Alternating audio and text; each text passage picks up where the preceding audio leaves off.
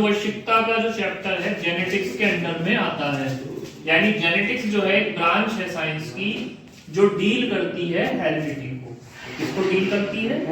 Heredity को। Heredity की जो स्थापना थी, जो खोज थी, वो ग्रेगर जॉन मेंडल ने करी। ठीक है, ग्रेगर जॉन मेंडल ने। और इन्होंने किस पौधे को लिया? इन्होंने लिया पी के पौधे को, यानी मटर के पौधे को। और मटर का पौधे का वैज्ञानिक नाम पाइजम सटाइवस। अगली बात समझ में? पूछे कौन सी पी ली थी उन्होंने इस क्वेश्चन में, तो गार्डन पी ली थी उन्होंने। कौन सी पी ली थी? Garden pea. उसके बाद उन्होंने अपने एक एक्सपेरिमेंट किया। उस एक्सपेरिमेंट में क्या करा? टाल प्लांट लिए और शॉर्ट यानी डार्क प्लांट लिए। उन्होंने इन्हें टीटी सिंबल दिया और इन्हें स्मॉल टीटी सिंबल दिया, और दोनों का क्रॉस पॉलिनेशन करा दिया। क्या करा दिया? क्रॉस पॉलिनेशन का मतलब होता है यानी अपनी मर्जी से ट्रांसफर कर देना पॉलन ग्रेन का स्टिग्मा पर। अगली बात समझ में? तो इससे क्या मिला? जब इन्हें क्रॉस पॉलिनेशन कराया तो मिला हमें टीटी। देखो इस पूरी प्रक्रिया को समझेंगे। उन्होंने दो पौधे लिए जिसमें एक बड़ा पौधा था, एक छोटा पौधा था। समझ में आ गई? एक बड़े पौधे के बीज निकाले और छोटे पौधे के बीज जो निकाल के, यानी उन दोनों को क्या करा? क्रॉस कराया। ठीक है, और क्रॉस कराने के बाद में उसको एक जमीन में बो दिया उन बीजों को। ठीक है, तो उससे जो पौधे निकले, जो प्लांट्स निकले, वो प्लांट्स टाल थे सारे के सारे। कैसे थे? सारे के सारे। और इस जनरेशन को F1 जनरेशन या फिलियल 1 कहते हैं। क्या कहते हैं? फिलियल 1। ठीक है, उसके कुछ टाइम के बाद उन्होंने उन्हें सेल्फ पॉलिनेट होने दिया। क्या करा? सेल्फ पॉलिनेट होने दिया। सेल्फ पॉलिनेशन के बाद जो पौधे बने वो किस तरीके से थे? कभी भी ये नहीं समझना चाहिए कि उसने केवल 4 पौधे लिए थे और 3 बड़े थे और एक छोटा था। ये गलत भ्रांति है।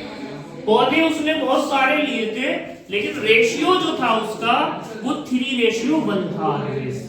अगर ये बात समझ में, यानी पौधे तो उसके पास बहुत सारे थे, लेकिन जो रेशियो था वो कितना था? 3:1। एक पौधा बना जो टीटी था, capital T small T, pure के small TT, capital T small T, capital TT. ये तीनों प्लांट, ये वाला और ये वाला, ये जो होंगे टाल दिखाई दे रहे थे, और ये वाला प्लांट शॉर्ट दिखाई दे रहा था, ड्वार्फ दिखाई दे रहा था। तो हमने कहा कि 3:1 है। अब 2 टर्म आएंगे। एक टर्म होता है फिनोटाइप, एक टर्म होता है जीनोटाइप। फिनोटाइप जो है का मतलब है जो चीज हमें दिख रही है। फिनोटाइप का मतलब है जो चीज हमें दिख रही है, शो हो रही है। कोई बच्चा हमने देखा और वो हमें लंबा दिखाई देता है, तो हम ये बता सकते हैं कि फिजिकली वो कैसा है? लंबा है, टॉल है। लेकिन हम ये नहीं बता सकते कि वो लंबा किस कारण से है। और इसको वो किसमें छुपा रहता है? वो छुपा रहता है जीनोटाइप। तो अगर आपसे पूछे कि मेंडल के क्रॉस में फिनोटाइपिक रेशियो क्या था, तो 3:1। और जीनोटाइपिक रेशियो पूछे तो 1:2, 2:1। एक जैसा है ये वाला, एक जैसा और 2 एक जैसे। आ गई बात समझ में? लेकिन दिखने में कैसे थे? दिखने में 3 लंबे थे। इसके बेस पर मेंडल ने फर्स्ट लॉ दिया, जिसे लॉ ऑफ डोमिनेंस कहते हैं। क्या कहते हैं? Law of dominance. डोमिनेंस का मतलब होता है किसी पर हावी हो जाना, किसी पर हावी हो जाना। अकॉर्डिंग टू मेंडल, जब 2 जीन जाते हैं एक साथ, कौन कौन से जीन गए यहाँ पर? टाल और ड्वार्फ। तो एक जीन जो था क्या हो रहा था? डोमिनेंट हो रहा था, क्योंकि ज्यादा कौन सा दिखाई दे रहा है? टाल वाला। और कम कौन सा दिखाई दे रहा है? ड्वार्फ वाला।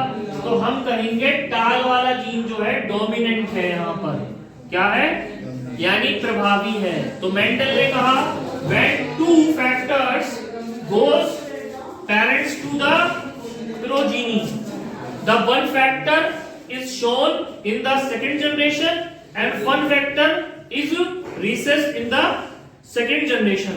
So we can say that the first character will show in this generation, that is called dominant character, and the character will not show in the next generation, the character will called recessive character.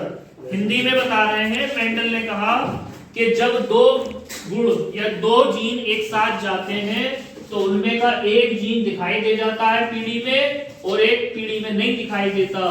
तो जो दिखाई देता है उस लक्षण को प्रभावी लक्षण कहते हैं और जो नहीं दिखाई देता उसे अप्रभावी लक्षण कहते हैं। आ गई बात समझ में? तो जो प्रभावी हो जाएगा, डोमिनेंट हो जाएगा, वो दिखाई देगा।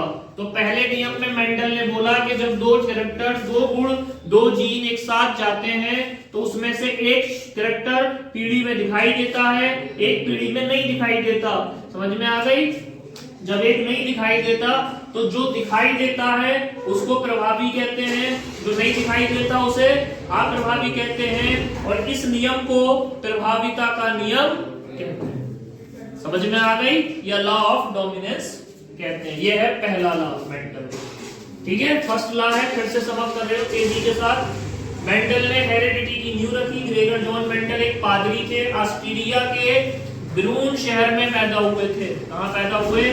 ऑस्ट्रिया के ब्रून शहर में।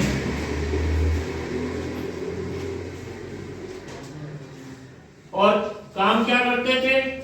फादर थे, पादरी थे चर्च के। आ गई बात समझ में?